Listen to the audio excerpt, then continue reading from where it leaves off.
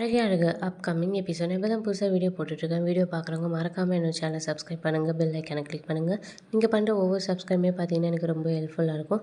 என்னுடைய இந்த புது சேனலுக்கு ஆதரவு கொடுங்க. ரேவதி வீட்டை விட்டு போன வருத்தத்தில் பார்த்தீங்கன்னா பாக்கியராஜ், மலர், மதியெல்லாம் பார்த்தீங்கன்னா வாசலில் உட்காந்துட்டு ரொம்பவே சோகமாக யோசிச்சுட்ருக்காங்க. அந்த சமயம் சுரேஷ் பார்த்தீங்கன்னா அங்கே வராரு. அவங்களெல்லாம் பார்த்துட்டு, என்ன எல்லாரும் ஒரு மாதிரியா உட்காந்துட்றீங்க, ஏதாவது மீட்டிங்கா அப்படின்னு சொல்லி போய் கேட்குறாரு. உடனே பார்த்தீங்கன்னா, இல்லை சுரேஷ், ரேவதி போன வருத்தத்தில் தான் உங்கள் அண்ணன் இருக்காரு, அதையே யோசிச்சுட்ருக்காரு அப்படின்னு சொல்லிட்டு பார்த்தீங்கன்னா மலர் சொல்கிறாங்க. உடனே சுரேஷ் பார்த்தீங்கன்னா, அண்ணா ஏன்னா இன்னமும் நீ அதே யோசிச்சுட்ருக்க, அக்கா எங்கே போயிருக்கா, அவங்க வீட்டுக்கு தானே போயிருக்கா, அதெல்லாம் ஒன்றும் பிரச்சனையே ஆகாதுண்ணா. இதுக்கப்புறம் அவர் ரொம்பவே நல்லவர்னா, மாமா நீ நினைக்கிற மாதிரிலாம் இல்லை, அவர் கொஞ்சம் நல்லவர் தான் அப்படின்ற மாதிரி சொல்கிறாங்க. உடனே பாக்கியராஜ் பார்த்தீங்கன்னா கோவத்தில் சுரேஷை திட்டுறாங்க. இந்த பாருடா, ஒழுங்கு மாதிரியாக போயிடு, ஆனால் அந்த ஆளுக்கு நீ சொம்பு தூக்கிட்டு வர வேலையெல்லாம் வச்சுக்காத, சும்மா சும்மா அவருக்கே சப்போர்ட் பண்ணிட்டு இருக்காத, அவருக்கு சப்போர்ட் பண்ணி பேசுறதா இருந்தால் தயவு செஞ்சு பேசாத, ஒழுங்காக போயிடு அப்படின்னு சொல்கிறாங்க. உடனே பார்த்தீங்கன்னா மலரும் பார்த்தீங்கன்னா, ஆனவனா ஏன் சுரேஷ் நீ அவருக்கே சப்போர்ட் பண்ணுற, கொஞ்சமாவது ரேவதி பக்கத்தில் நின்று பேசு, ரேவதிக்காக எங்கேயாவது நீ ஒரு இடத்துலையாவது பேசுனியா அப்படின்னு சொல்லி பார்த்தீங்கன்னா கேட்குறாங்க. உடனே சுரேஷ் பார்த்தீங்கன்னா, அதெல்லாம் ஒன்றும் இல்லை அண்ணி, நான் பேசாமலாம் இல்லை, எங்கெங்கே எதை பேசுமோ அதாவது பேசிட்டு தான் இருக்கேன், அதுக்காக நம்ம அவளை அனுப்பாமல் இங்கேயே எவ்வளோ நாள் வச்சிட்ருக்க முடியும் அப்படின்னு சொல்லி பார்த்தீங்கன்னா சுரேஷ் சொல்கிறாரு. அதுக்கப்புறம் பார்த்தீங்கன்னா மதி சைலண்ட்டாக இருக்காங்க. என்னம்மா நீ மட்டும் சைலண்ட்டாக இருக்க, வாயை தந்து உனக்கு எதுவும் பேசுறதுக்கு இல்லையா, எப்போ பார்த்தாலும் முன்ன வருவியே பேசுறதுக்கு அப்படின்னு சொல்லி கேட்குறாங்க. உடனே மதி பார்த்தீங்கன்னா, ஆமாம், ஆம்பளைங்கெல்லாம் பொம்பளைங்களை அடிக்கிறது எப்போவுமே சரின்னு சொல்கிறவர் தானே நீங்கள், அதை நீங்கள் வாயால் சொல்ல, ஆனால் உங்கள் செயல் உங்கள் நடவடிக்கைலாம் அப்படி தான் இருக்குது அப்படின்ற மாதிரி சொல்லுவாங்க. ஏம்மா தாயே, தெரியாமல் கேட்டுட்டேன், ஏன் சும்மா இருக்க, ஏன் வாயை திறக்கலன்னு கேட்டது தப்பு தான், நீ சும்மாவே இருமா, வாயை திறக்க தேவையில்ல அப்படின்னு சொல்லி பார்த்தீங்கன்னா சுரேஷ் மதிக்கிட்ட கையெழுத்து கும்பிட்றாரு.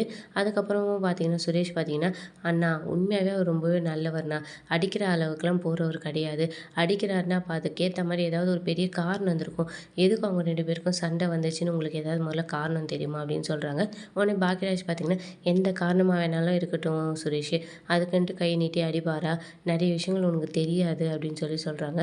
அண்ணா எனக்கு எல்லாமே தெரியும்ண்ணா, அவர் அந்த மாதிரி ஆள் கிடையாதுண்ணா, ஏதோ அங்கே ஒரு பெரிய பிரச்சனை நடந்திருக்கு, அதனால தான் அந்த கோவத்தில் தான் அடிச்சிருக்காரு அப்படின்னு சொல்கிறாங்க. யாருக்காவது அந்த காரணம் தெரியுமா அப்படின்னு திருப்பியும் கேட்குறாரு. உடனே மலர் பார்த்தீங்கன்னா, எனக்கு தெரியும் சுரேஷ், நான் சொல்கிறேன் காரணத்தை அப்படின்னு சொல்லிட்டு பார்த்தீங்கன்னா, அதுக்கு வேலை போனதுக்கு காரணம் யாருன்னு தெரியுமா அப்படின்னு சொல்லி கேட்குறாங்க. உடனே சுரேஷ் பார்த்தீங்கன்னா, அதுதான் அந்த கரஸ்பாண்டன்ட்னு மதி சொன்னாலே அண்ணி அப்படின்னு சொல்கிறாங்க. அதெல்லாம் ஒன்றும் இல்லை, உங்கள் மாமா தான், அவர் தான் வந்து அந்த கரஸ்பாண்டன்ட் கிட்ட பேசி அவளை வேலையை விட்டு தூக்க வச்சிருக்காரு அப்படின்னு சொல்கிறாங்க. பாக்கியராஜுமே ஷாக்கிங்காக கேட்குறாங்க. ஏன்னா யாருக்குமே அந்த விஷயம் தெரியாது, பாக்கியராஜோட அப்பா அம்மாவுக்கு மட்டும்தான் தெரியும். என்னம்மா சொல்கிற, அப்படியா அப்படின்னு சொல்லிட்டு பார்த்தீங்கன்னா, உண்மையா மதி இதெல்லாம் அப்படின்னு சொல்லி கேட்குறாங்க. ஆமாண்ணா உண்மை தான், அவரால் தான் என்னோடய வேலை போச்சு, கரஸ்பாண்டன்ட் கிட்ட பேசி என்னை வேலையை விட்டு தூக்கியிருக்காரு, இந்த விஷயம் எனக்கு தெரிஞ்ச உடனே பார்த்தீங்கன்னா நான் அதை போய் கேட்டேன் அப்படின்னு சொல்கிறாங்க. உடனே மலர் பார்த்தீங்கன்னா, இவளுக்கு இந்த விஷயம் தெரிஞ்ச உடனே அவர்கிட்ட போய் சண்டை போட்டிருக்கா, உடனே இந்த விஷயத்தை நீ தானே அவகிட்ட சொன்னேன்னு சொல்லிட்டு கைவதியை போட்டு அடிச்சிருக்காரு அப்படின்னு சொல்கிறாங்க. உடனே பாக்கியராஜ் பார்த்தீங்கன்னா, கேட்டுக்கூடா, இப்போ கூட உன் மாமா நல்லவர் தானே நீ சொல்லுவ, கேட்டுக்கோ ரொம்ப நல்லவர், மதிய வேலையை விட்டு தூக்கியிருக்காரு, அதை கேட்க போய் ரேவதி அடிச்சிருக்காரு, உன் மாமா ரொம்ப நல்லவர் தாண்டா அப்படின்னு சொல்கிறாங்க. உடனே சுரேஷ்க்கு என்ன சொல்கிறதுனே தெரில, அவர் எதுவுமே சொல்ல முடியாமல் பார்த்தீங்கன்னா வாயடிச்சு போய் நிற்கிறாரு. அதுக்கப்புறம் பார்த்தீங்கன்னா தூங்குறதுக்காக அவங்கவுங்க ரூமுக்கு போகும்போது பார்த்தீங்கன்னா மதி பார்த்தீங்கன்னா உள்ளே பார்த்தீங்கன்னா ப்ரிப்பேர் பண்ணிகிட்ருக்காங்க. அப்போ பார்த்தீங்கன்னா சுரேஷ் உள்ளே போகிறாரு. அவருக்கு என்ன பேசுறதுன்னே தெரில. தங்கராஜால தான் மதிக்கு வேலை போன விஷயம் அவருக்கே இப்போ தான் தெரிஞ்சிருக்கும். அவர் பார்த்தீங்கன்னா அதுக்கப்புறம் அது விஷயமா பார்த்தீங்கன்னா மதிக்கிட்ட பேச போகிறாரு.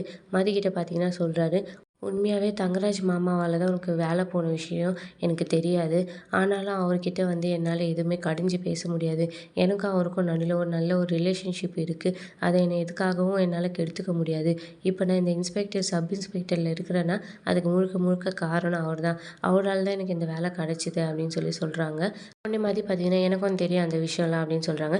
சரி எதுக்கு இதை நீ என்கிட்ட முன்னாடியே சொல்லலை அப்படின்னு சொல்லி கேட்குறாங்க. சொன்னால் மட்டும் என்ன பண்ணியிருப்பீங்க, இப்போ உங்களுக்கு விஷயம் தெரிஞ்சிச்சு, என்ன பண்ணுறீங்க, எதுவுமே பண்ணலைல்ல அப்படின்னு சொல்லி கேட்குறாங்க. இல்லை மதி, நீ நினைக்கிற மாதிரி இல்லை, உடனேலாம் என்னால் அவர்கிட்ட போய் கோவப்பட்டு எதுவும் கேட்க முடியாது அப்படின்னு சொல்கிறாங்க. இதுக்காக தான் நான் சொல்லலை, சொன்னாலும் உங்ககிட்டேருந்து என்ன பதில் வரும்னு எக்ஸாக்டான பதில் எனக்கு தெரியும் அப்படின்னு சொல்லி பார்த்தீங்கன்னா மதி சொல்கிறாங்க. அதுக்கப்புறம் பார்த்தீங்கன்னா மதி பார்த்தீங்கன்னா புக்ஸ்லாம் எடுத்துகிட்டு வெளியில் போகிறாங்க. இன்னும் இப்போ எங்கே போகிறா அப்படின்னு சொல்லி கேட்குறாங்க. இல்லை ப்ரிப்பேர் பண்ண வேண்டியது இருக்குன்னு சொல்கிறாங்க. உனக்கு தான் காலேஜே இல்லையே அப்படின்னு சொல்கிறாங்க. இல்லை இன்டர்வியூக்கெலாம் போனால் தேவைப்படும், அதுக்காக நான் ப்ரிப்பேர் பண்ணுறதுக்காக போகிறேன் அப்படின்னு சொல்லிட்டு வெளியில் போயிடுறாங்க. உடனே சுரேஷ் பார்த்தீங்கன்னா, ஏன் மாமா இந்த மாதிரி பண்ணீங்க? எதுக்கு மாமா இப்போ அவள் வேலையிலலாம் தலையிட்டீங்க? அவள் பாட்டுக்கு வேலைக்கு போயிட்டு வந்திருப்பாள், எதுக்கு இந்த மாதிரி வேலையெல்லாம் பண்ணீங்க அப்படின்னு சொல்லிட்டு அவரே பார்த்தீங்கன்னா யோசிச்சுட்ருக்காரு. அப்புறம் பார்த்தீங்கன்னா, ரேவதி வீட்ட காமிக்கிறாங்க. ரேவதி வீட்ல பார்த்தீங்கன்னா, அவங்க அம்மா பார்த்தீங்கன்னா, "டேய் கொஞ்சோண்டு காஃபி குடிச்சிக்கிறேன்டா" அப்படின்னு சொல்லி சொல்கிறாங்க. "குடிச்சிக்கோம்மா" அப்படின்னு சொல்கிறாங்க. "குடிச்சிக்கவா? என்னடா ஏதோ டெஸ்ட்டெல்லாம் எடுக்க வராங்கன்னு சொன்னேன்." "ஐயோ ஆமாம்மா குடிச்சிடாதம்மா, பிளட் டெஸ்ட் எடுக்க வராங்க, அதுக்கப்புறமா வேணா குடிம்மா" அப்படின்னு சொல்லி பார்த்தீங்கன்னா, தங்கராஜ் சொல்லிட்டுருக்காரு.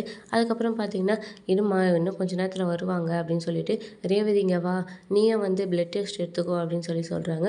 உடனே ரேவதி பார்த்தீங்கன்னா, "அதெல்லாம் எனக்கு வேணாங்க" அப்படின்னு சொல்லி சொல்கிறாங்க. "இல்லை ரேவதி நீ எடுத்துக்கோ, மாமாவுக்கு பார்த்தியா பிளட் டெஸ்ட் எடுத்ததுக்கு அப்புறம் தான் கொலஸ்ட்ரால் இருக்குது, அது இருக்குது, எல்லாமே அதிகமாக இருக்குதுன்னு சொல்லியிருக்காங்களாம்" அப்படின்னு சொல்லி சொல்கிறாங்க.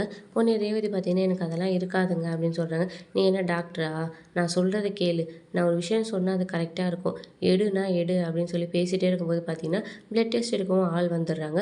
முதல்ல தங்கராஜ் பார்த்திங்கன்னா, "எனக்கு எடுங்க, அதுக்கப்புறம் அம்மாவுக்கு எடுங்கன்னு" சொல்லிட்டு கடைசியில் ரேவதிக்கும் எடுக்க சொல்கிறாங்க. அவங்களும் பிளட் டெஸ்ட்லாம் எடுத்துகிட்டு போனதுக்கப்புறம் பார்த்திங்கன்னா, தங்கராஜ் பார்த்திங்கன்னா, "நீ வேணா பாரு, என்னோட ரிப்போர்ட் கிளியராக வரும், ஆனால் உனக்கு பாரு கண்டிப்பாக ஏதாவது ஒன்று இருக்கும், அதனால தான் நீ கொஞ்ச நாளில் நீ இவ்வளோ டென்ஷன் ஆகிட்டுருக்க, உனக்கு முடியெல்லாம் கொட்டுது, தைராய்டு இல்லை கொலஸ்ட்ரால் ஏதாவது கண்டிப்பாக இருக்கும் பாரு" அப்படின்னு சொல்கிறாங்க. "நீங்கள் வேறு ஏங்க வாயை வைக்கிறீங்க, வாயை வச்சுட்டு சும்மா இருங்க" அப்படின்னு சொல்கிறாங்க. "நான் சொல்கிறது நடக்குதா இல்லையா பாரு, என் ரிப்போர்ட் கிளியராக இருக்கும், உன் ரிப்போர்ட்டில் கண்டிப்பாக ஏதாவது ஒரு பிரச்சனை வரும்" அப்படின்ற மாதிரி சொல்கிறாங்க. ரேவதி பார்த்தீங்கன்னா, "கொஞ்சமாவது நல்ல எண்ணம் இருக்கா பாரு, எப்படியெல்லாம் யோசிக்கிறாரு பாரு, நோய் இருக்கும் அது இருக்கும்ன்ட்டு, ச்சே" அப்படின்னு சொல்லிட்டு ஒரு மாதிரி யோசிக்கிறாங்க. அதுக்கப்புறம் பார்த்தீங்கன்னா, மதியையும் மலரையும் காமிக்கிறாங்க. உடனே மதி பார்த்தீங்கன்னா, "சாரிங்க, நான் இன்னைக்கு உங்களுக்கு கிச்சனில் ஹெல்ப் பண்ணவே இல்லை" அப்படின்னு சொல்லி சொல்கிறாங்க. "அதெல்லாம் ஒன்றும் இல்லை, பரவாயில்ல மதி, நான் செஞ்சுட்டேன்" அப்படின்னு சொல்லி சொல்கிறாங்க. "என்ன சாரீலாம் கட்டிகிட்ருக்க" அப்படின்னு சொல்லிட்டு பார்த்தீங்கன்னா மலர் கேட்குறாங்க. "நான் உங்ககிட்ட சொல்லலையா, இன்னைக்கு ஒரு இன்டர்வியூ இருக்குது, அதுக்காக போகிறேன்" அப்படின்னு சொல்லி சொல்கிறாங்க. "இல்லை இன்டர்வியூக்கு போகணும், எதுக்கும் ஒன்று அப்ளை பண்ணுறேன்னு சொன்னேன், ஆனால் இன்டர்வியூக்கு போகிறேன்னு என்கிட்ட சொல்லலை" அப்படின்னு சொல்லி சொல்கிறாங்க. உடனே மதி பார்த்தீங்கன்னா, "ஐயோ சாரிங்க, நேற்று ஈவினிங் நான் சொன்னதை நினச்சிட்டு நான் இருந்துட்டேன், ஆனால் நான் சொல்லலை போல், நான் மறந்துட்டேங்க" அப்படின்னு சொல்லி சொல்கிறாங்க. "ஆமாம், நேற்று நம்ம வீட்டில் தான் அவ்வளோ பிரச்சனையாச்சு, அந்த பிரச்சனை நீ மறந்துருப்ப, சரி பரவாயில்ல, இன்டர்வியூ நல்லா அட்டென்ட் பண்ணுன்னு" சொல்லிட்டு அவங்களுக்குள்ள கையெல்லாம் கொடுத்து ஆல் த பெஸ்ட்லாம் சொல்கிறாங்க. "சரிங்க" அப்படின்னு சொல்லிட்டு பார்த்தீங்கன்னா, அதுக்கப்புறம் பார்த்தீங்கன்னா, "ரேவதி ஏதாவது கால் பண்ணாங்களா" அப்படின்னு சொல்லி கேட்குறாங்க. "இல்லை, நான் கால் பண்ணலை, இப்போ வேறு அவங்க ஹஸ்பண்ட் அங்கே இருப்பார், அவர் போனதுக்கப்புறம் தான் பண்ணலான்னு இருக்கேன்" அப்படின்னு சொல்லி சொல்கிறாங்க. "நானுமே வாய்ஸ் மெசேஜ்லாம் பண்ணேன், ஆனால் அவங்க எந்த ரிப்ளையுமே பண்ணலை" அப்படின்னு சொல்லி சொல்கிறாங்க. அதுக்கப்புறம் பார்த்தீங்கன்னா, சரி இரு கால் பண்ணி பார்க்கலாம்னு சொல்லிட்டு பார்த்தீங்கன்னா, மலர் பார்த்தீங்கன்னா கால் பண்ணுறாங்க. அதுக்கப்புறம் பார்த்தீங்கன்னா, ரேவதியும் பார்த்தீங்கன்னா ஃபோன் எடுக்கிறாங்க. "என்ன ரேவதி, உங்கள் வீட்டுக்காரர் பக்கத்தில் இருக்காரா?" அப்படின்னு சொல்லி கேட்குறாங்க. உடனே ரேவதி பார்த்தீங்கன்னா, "அதெல்லாம் ஒன்றும் இல்லை அண்ணி, நீங்கள் சொல்லுங்கள்" அப்படின்னு சொல்லி சொல்கிறாங்க. "இல்லை என்ன எப்படி இருக்க, அங்கே போய் எந்த பிரச்சனையும் இல்லைல்ல" அப்படின்னு சொல்லி கேட்குறாங்க.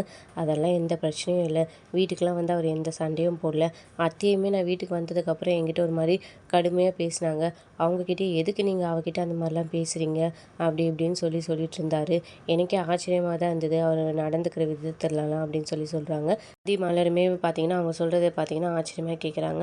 அதுக்கப்புறம் பார்த்தீங்கன்னா, அதுவும் இல்லாமல் பிளட் டெஸ்ட்லாம் அவர் எடுத்திருக்காரு, அவங்க அப்பாவுக்கு கொலஸ்ட்ரால் இருக்க விஷயத்தெல்லாம் சொல்லியிருப்பார் போல், அதனால் பயந்துக்கிட்டு அவரும் பிளட் டெஸ்ட் எடுத்து அவங்க அம்மாவுக்கும் எடுத்து எனக்கும் எடுத்துட்டாரு, நான் வேணாம் வேணான்னு சொல்லியும் அவர் அந்த பிரச்சனையில் இருக்கார், அதனால் இது அவர் பெருசாக கண்டுக்கல அப்படின்ற மாதிரி சொல்கிறாங்க. டெஸ்ட் எடுத்துகிட்டு போயிட்டாங்க, இப்போ ரிப்போர்ட்காக வெயிட் பண்ணிகிட்ருக்காரு. இப்போ அந்த ரிப்போர்ட் என்ன வரும் என்ன வரும்னு அதையே யோசிச்சுட்ருப்பாரு. ரிப்போர்ட் வந்ததுக்கப்புறம் இன்னும் என்னென்னலாம் பண்ண போகிறாரோ தெரியல அப்படின்னு சொல்லி சொல்கிறாங்க. அதுக்கப்புறம் பார்த்தீங்கன்னா, நம்ம ரேவதி பார்த்திங்கன்னா, "நான் இங்கே நல்லா இருக்கேன், எனக்கு எந்த பிரச்சனையும் இல்லை, இதை இப்போ நினச்சி நீங்கள் எதுவுமே கவலைப்படாதீங்க மதி, நான் நல்லா இருக்கேன், நீங்கள் உங்கள் வேலையை பாருங்கள்" அப்படின்ற மாதிரி சொல்கிறாங்க. அதுக்கப்புறம் தான் பார்த்திங்கன்னா, மதிக்கு கொஞ்சம் நிம்மதியாக இருக்குது. மலர் பார்த்திங்கன்னா, இப்போ சந்தோஷம் தானே, ரேவதிக்கு அங்கே எந்த பிரச்சனையும் இல்லையா, நீ எதை பற்றியும் யோசிக்காமல் இன்டர்வியூ நல்லபடியாக போய் அட்டென்ட் பண்ணிட்டு வா அப்படின்றாங்க. அப்படியே பார்த்திங்கன்னா இந்த எபிசோட முடிக்கிறாங்க.